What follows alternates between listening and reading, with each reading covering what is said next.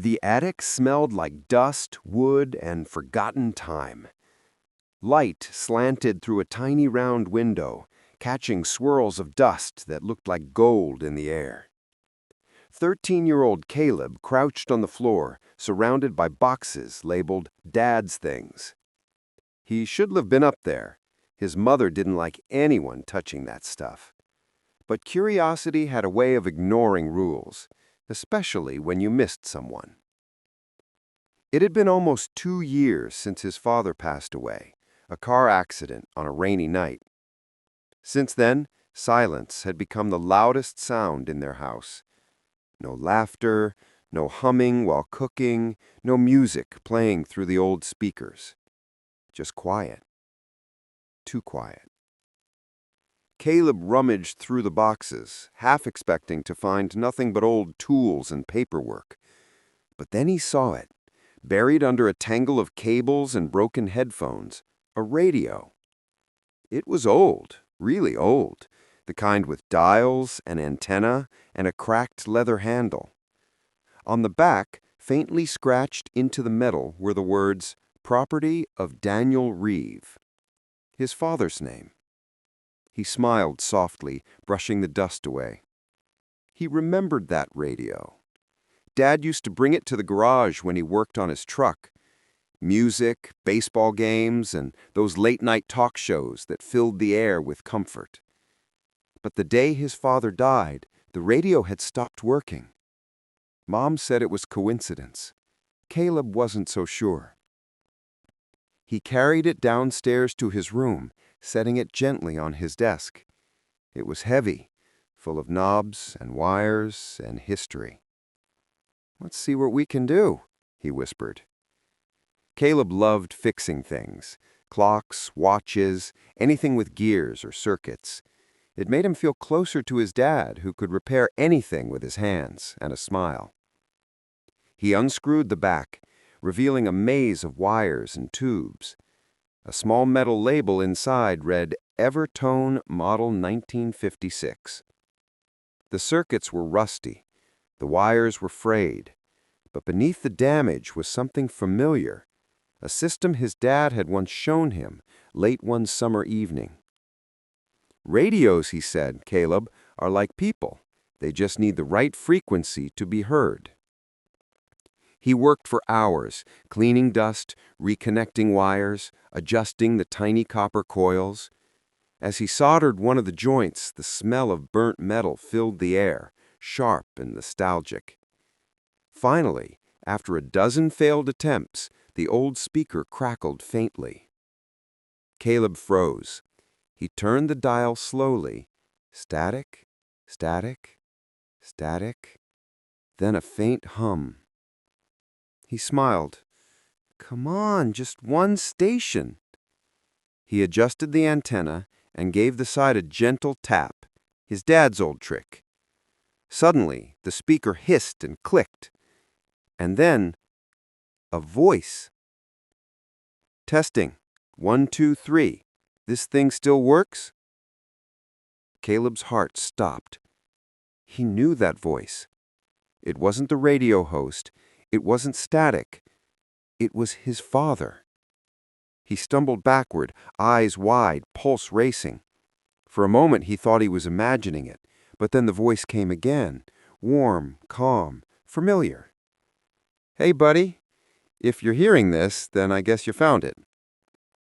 Caleb dropped the screwdriver, his hands shaking. I don't understand," he whispered. The voice continued. "I recorded this years ago. You were just a little kid then. I was working on the truck, and you were watching me with those big eyes, asking how everything worked." Caleb's breath caught. He remembered that day. He had been 7 years old. "I wanted to leave you something," he said through the static, "in case I wasn't around one day. Something to remind you that I'm proud of you." Caleb sat down slowly, tears blurring his vision. "I know you'll grow up and fix things like I did, maybe even better. But remember, fixing isn't just about tools or wires. Sometimes it's about people, about hearts. When things break, don't walk away. Stay. Try again." The words cracked with static, then continued softly. "If you ever feel alone, tune in. I'll always be somewhere in the air." Then faint laughter, his dad's laugh, low and kind. And just before the recording faded completely, "I love you, champ. Always have, always will."